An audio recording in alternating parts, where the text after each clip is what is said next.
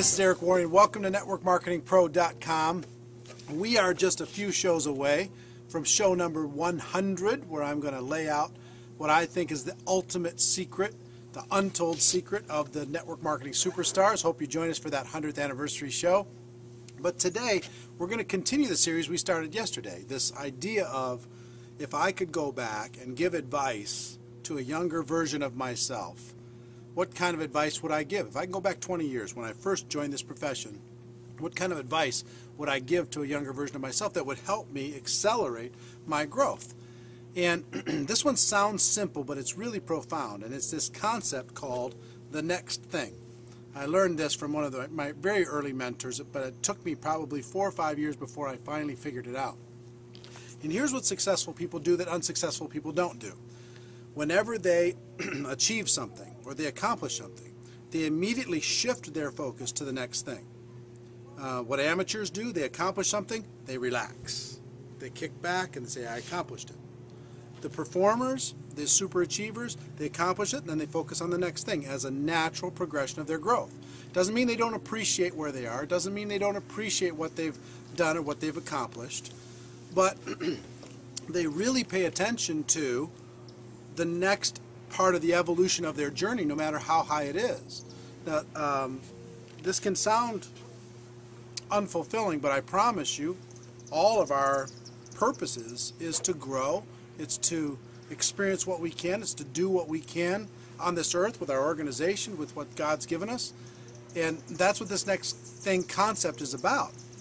See, I see too many people. They achieve a rank inside of the structure.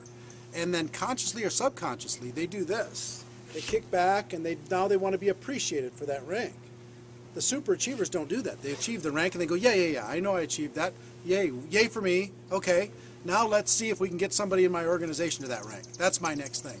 Or I want to get to the next rank because that'll help more people. That's my next thing.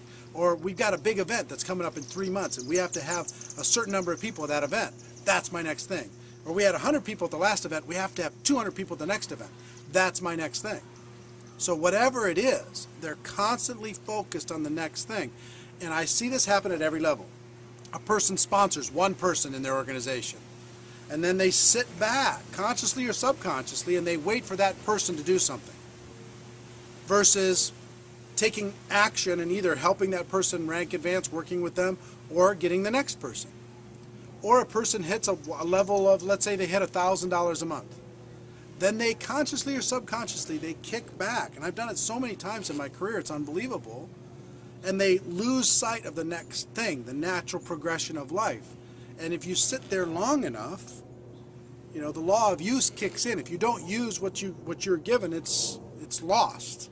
You know, that's not going to stay there forever. You don't get residual income at $1,000 a month. You get residual income at a later stage in your organization. At $1,000 a month, it's a fledgling, it's beginning, it's novice area, okay? Or a person hits $5,000 a month.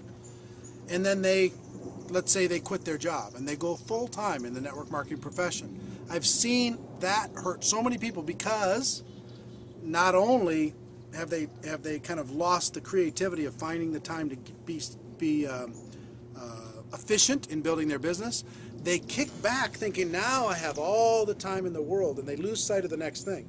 The next thing to them was quitting their job. But once they quit the job, then they kicked back and all the wind fell out of their sails because they didn't have the next thing. What was after quitting your job?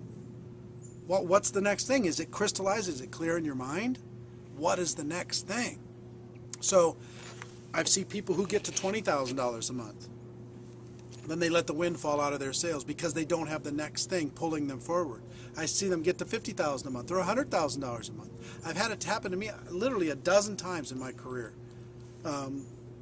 where I have, without even realizing it, lost the next thing.